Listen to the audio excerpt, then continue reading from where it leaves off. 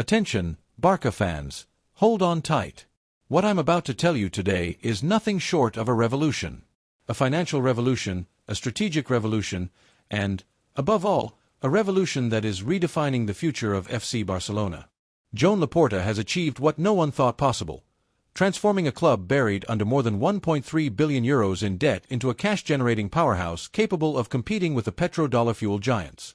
You think you know all about Barcelona's challenges? Think again. What Laporta has implemented is far more than just an economic recovery. It's a total reinvention, a metamorphosis that is propelling the club toward a bright, stable, and dominant future.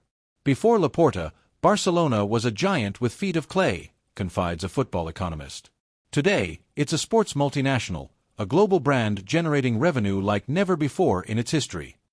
So, sit back, because this story is going to leave you speechless. Picture the scene. 2021, Barcelona is on its knees. Debt is soaring to dizzying heights, financial fair play is strangling the club, stars are leaving one after another, and Camp Nou, that mythical temple, is starting to show its age. We were on the brink of the abyss, admits a former executive under anonymity. Without Laporta, Barcelona could have sunk into mediocrity, or worse. But then he returned, the man who had already saved the club in the 2000s, with a clear vision and a bold plan. We're not just going to survive, we're going to dominate. To achieve this, he unveiled a master plan, a three-pronged strategy, leveraging La Masia as a gold mine, conquering unexplored markets, and transforming the Barcelona brand into a magnet for millions. Joan Laporta is not just any president. He's a visionary, a strategist, a man who sees further than others. From the moment he took charge again in 2021, he understood one thing. Barcelona can no longer rely solely on traditional revenue. We need to innovate, diversify, and globalize. He analyzed the situation with fresh eyes, explains a close associate. He saw opportunities where others only saw problems. His first decision? To unlock the economic potential of La Masia, the legendary academy that produced players like Messi, Xavi, and Iniesta. La Masia is not just a talent factory, it's an economic asset, he declared in an internal meeting. Every player trained here has value, and it's time to monetize it intelligently.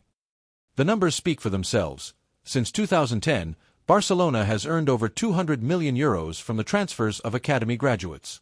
Cesc Fabregas, sold to Chelsea for 33 million euros in 2014. Cesc was a symbol, a product of La Masia, recalls a scout.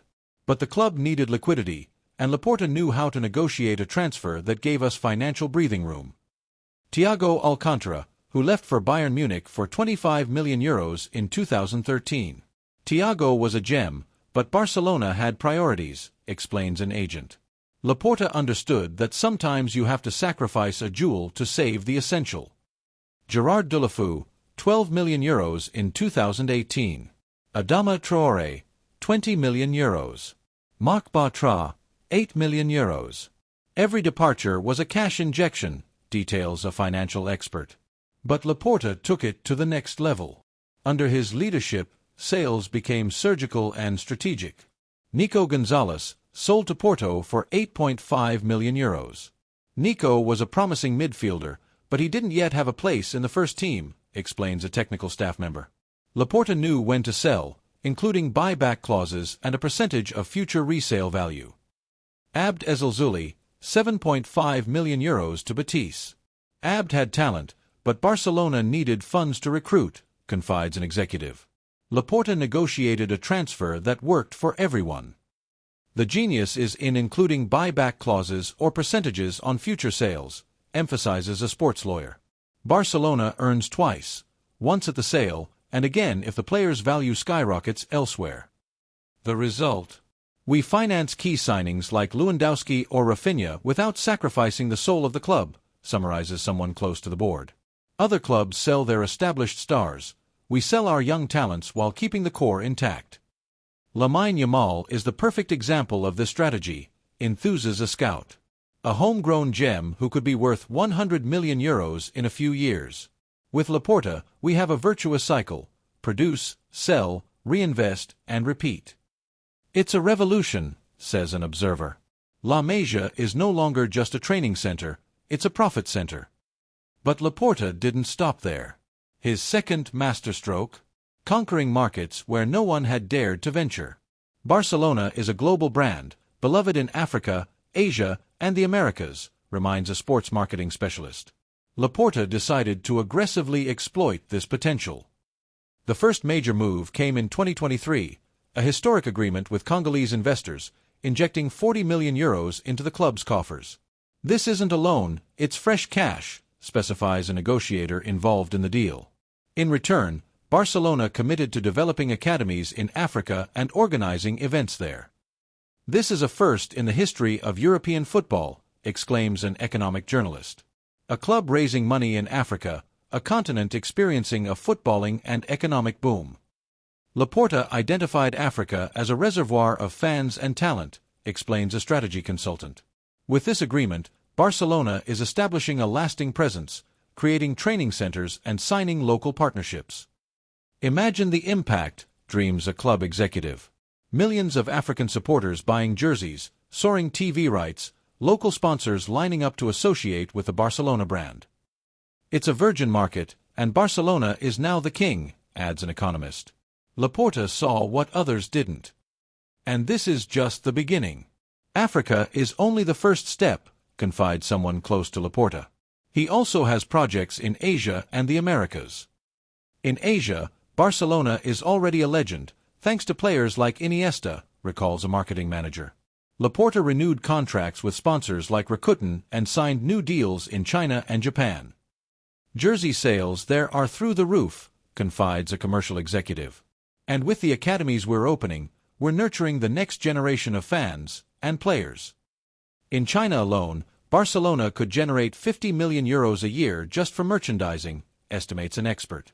It's a massive market, and Laporta understood it before anyone else. And then, there's the Americas. The United States is a goldmine, Laporta declares at a press conference.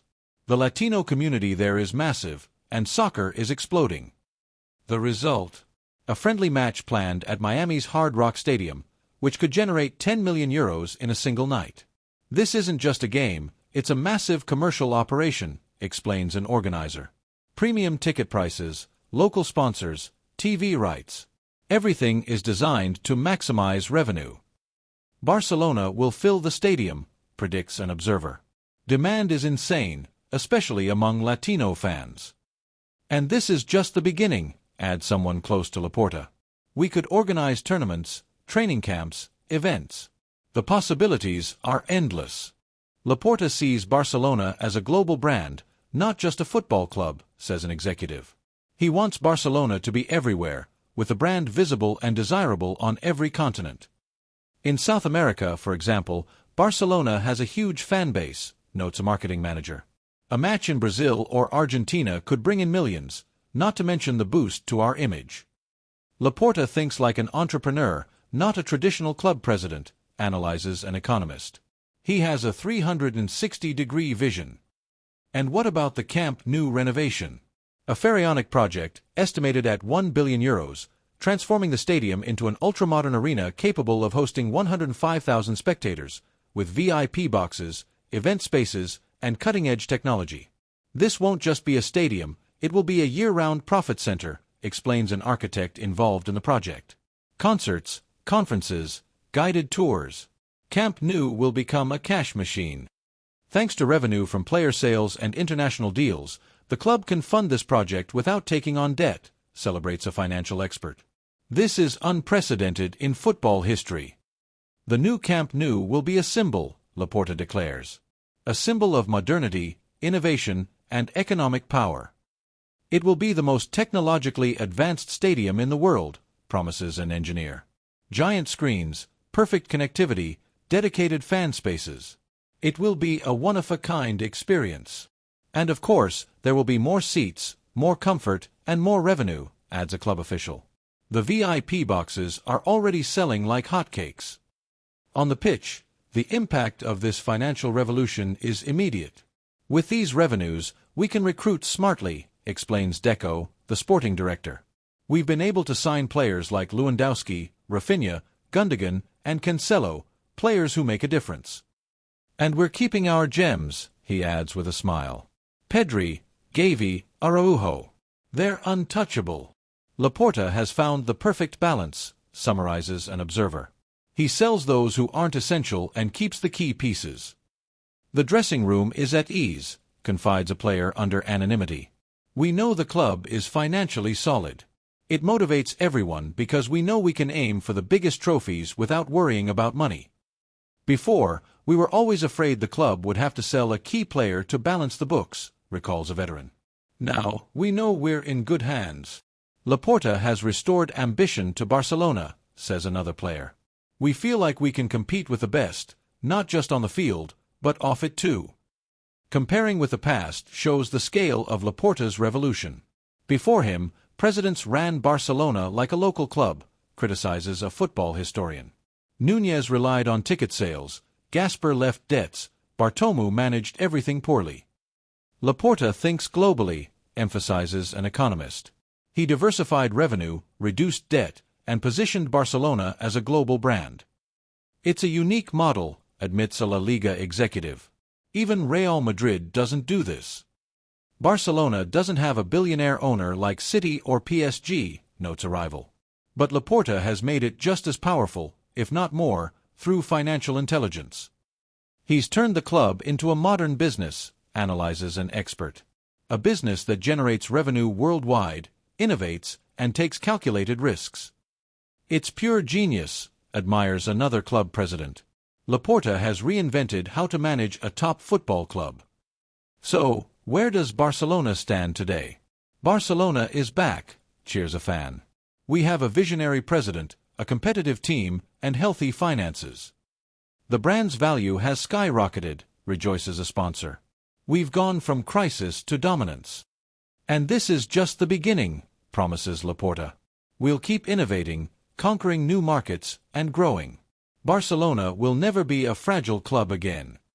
Barcelona is no longer just a club, it's an empire, summarizes a supporter. An empire built on a clear vision, smart management, and an unshakable passion for football. Laporta has restored Barcelona's pride, adds another. He's shown that even without petrodollars, we can dominate world football. So, Kules, what do you think? Is Laporta the best president in Barcelona's history? Are his strategies the right path for the future? Which market should he conquer next? India, Australia, or somewhere else? Visca el Barça! And remember, this is only the beginning. With Laporta, the best is yet to come.